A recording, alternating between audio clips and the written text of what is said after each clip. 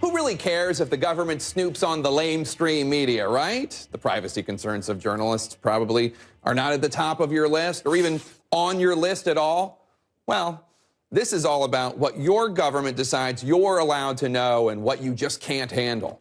The Obama administration has indicted 6 people for leaking information that landed in the media's lap. Think that's not so many? Well, it's more than all previous administrations combined.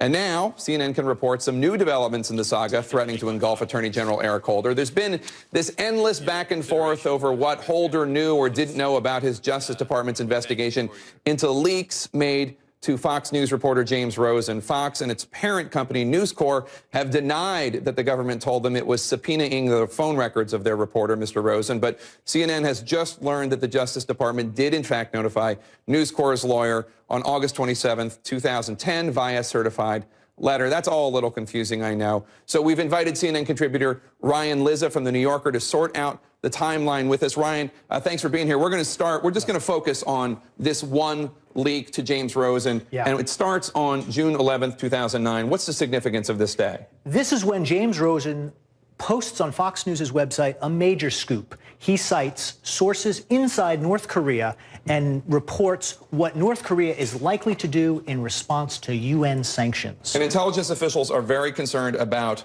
these 4 words. Why? That's it. The intelligence community is outraged that Rosen has apparently found out that we have sources inside this hermetically sealed North Korea, very hard to penetrate, and that's why the government claims they go after this leak so hard. They went the very next day, June 12, 2009, trying to figure out who had access in the State Department to this classified information about North Korea. How did they figure out it was Stephen Kim? This is where it gets interesting. So this report was disseminated to a very small circle of people. The FBI finds out 95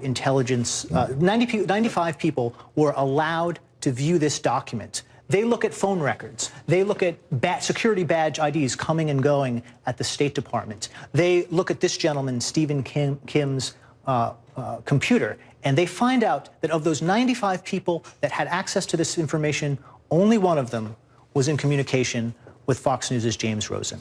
And were they able to determine that there was proof that he was looking at the information and sharing it with Rosen? They had this. I mean, they had this guy nailed. Let's be honest.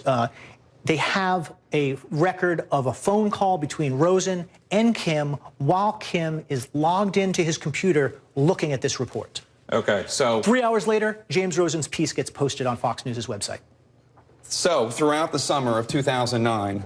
They're looking into Stephen Kim. They're investigating. They're investigating him. They're looking at his hard drive. They're imaging it. There are some more contacts between Rosen and Kim in the summer. In August, there's an email.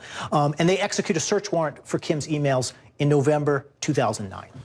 But then they take it a step further. And then it's in the spring of 2010 when they actually start going after James Rosen and investigating him. And here is where people get really worried. This is where this investigation jumps from a leak investigation of someone in the government who provided classified information into an investigation of a journalist and targeting a journalist. The government, in a search warrant for James Rosen's email, calls him an aider and abettor and/or co-conspirator in the crime of espionage. That's what has media watchdogs so outraged. They crossed a line that previous administrations have not crossed.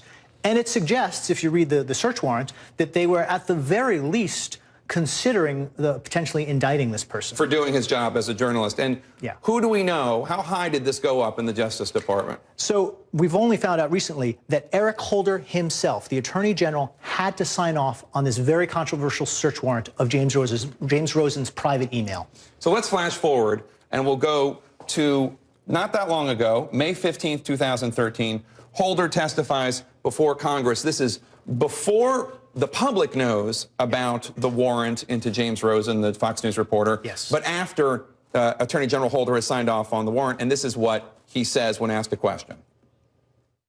With regard to the potential prosecution of the press for the disclosure of material, that is not something that I've ever been involved in, heard of, or would think would be a wise policy. In fact, my view is quite the opposite.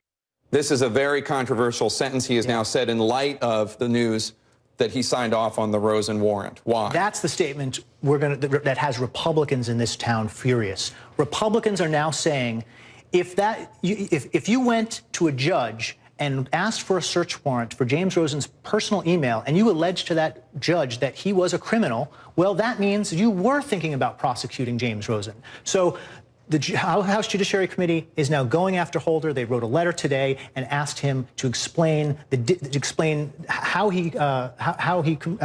that statement that we just heard doesn't contradict the search warrant he approved. And they have not explained that. And this brings us to May 28th, 2013 in Politico's playbook.